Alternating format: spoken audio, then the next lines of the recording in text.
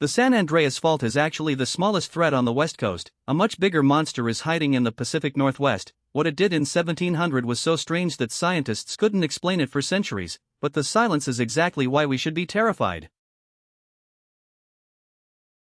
On January 26, 1700, a massive tsunami smashed into the coast of Japan. It destroyed houses and flooded fields, but here is the weird part: there was no earthquake. In Japan, they called it the Orphan Tsunami because it arrived without a parent. For 300 years, the origin of this wave was a total mystery. No one in Japan felt the ground move. It was like the ocean just decided to attack for no reason. But the answer wasn't in Japan, it was 5,000 miles away. While Japan was peaceful, the entire coast of North America had just snapped. This is the Cascadia Subduction Zone. It's a 600-mile long line where the ocean floor is being shoved under the continent, and right now, it is completely stuck.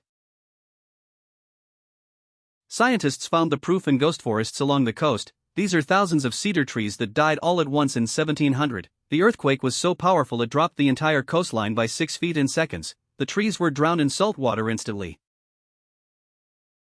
Everyone talks about the San Andreas, but it can only produce an 8.0 magnitude quake. Cascadia is different. It can hit a 9.0 or higher. That is 30 times more powerful than anything California expects, and nobody is ready for what comes next.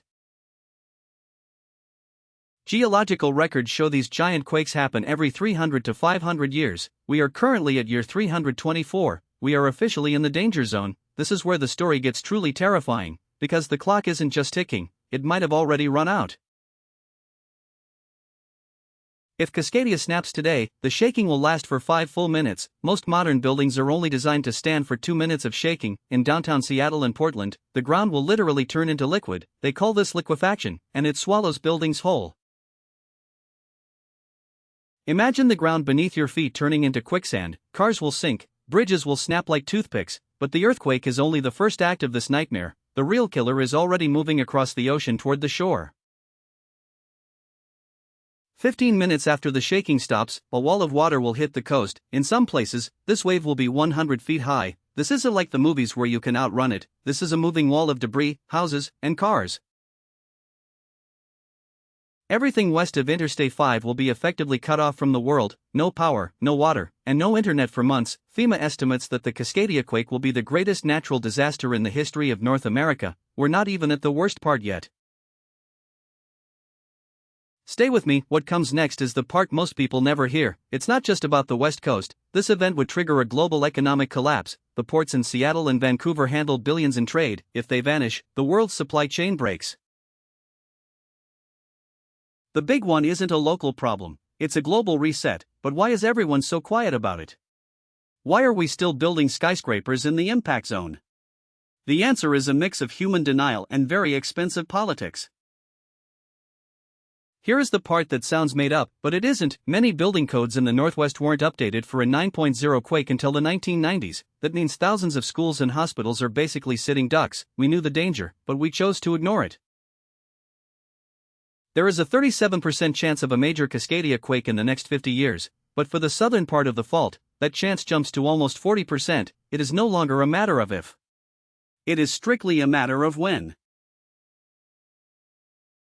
Every day that passes without a small earthquake is actually bad news. It means the plates are getting even more stuck. The more energy they store, the more violent the eventual snap will be. We are literally living on a pressurized bomb. In 1700, the Earth moved 60 feet in one go. That is the width of a 4-lane highway. Imagine the entire continent jumping 60 feet to the west in a few minutes. That is the power we are dealing with. The real reason Cascadia is scarier than San Andreas is the lack of memory. California has earthquakes often, so people remember the danger. In the Northwest, it's been silent for 324 years. Silence breeds a very dangerous kind of comfort. But there is a ray of hope in the data. Scientists have recently launched the Shake Alert system. It can detect the very first, invisible waves of a quake. It gives people seconds or even minutes to drop, cover, and hold on. Some coastal towns are finally fighting back. They are building vertical evacuation towers. These are giant concrete platforms designed to stay standing even when the tsunami hits. It's a simple solution that could save thousands of lives.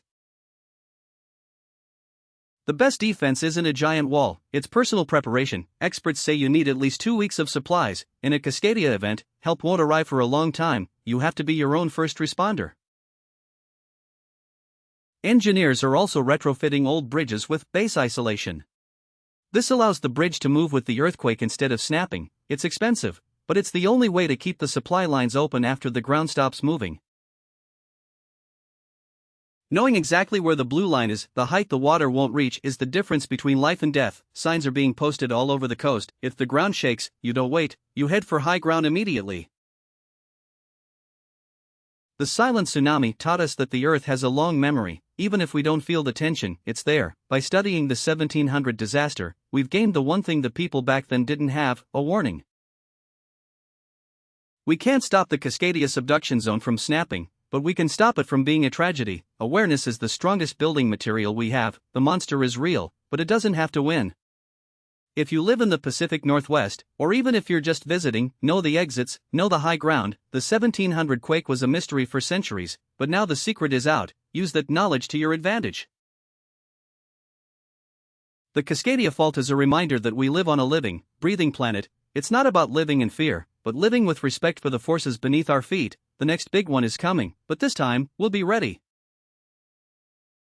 The 1700 Orphan Tsunami was a message from the past. Now that we've decoded it, the question is, will we listen before the ground starts to move again?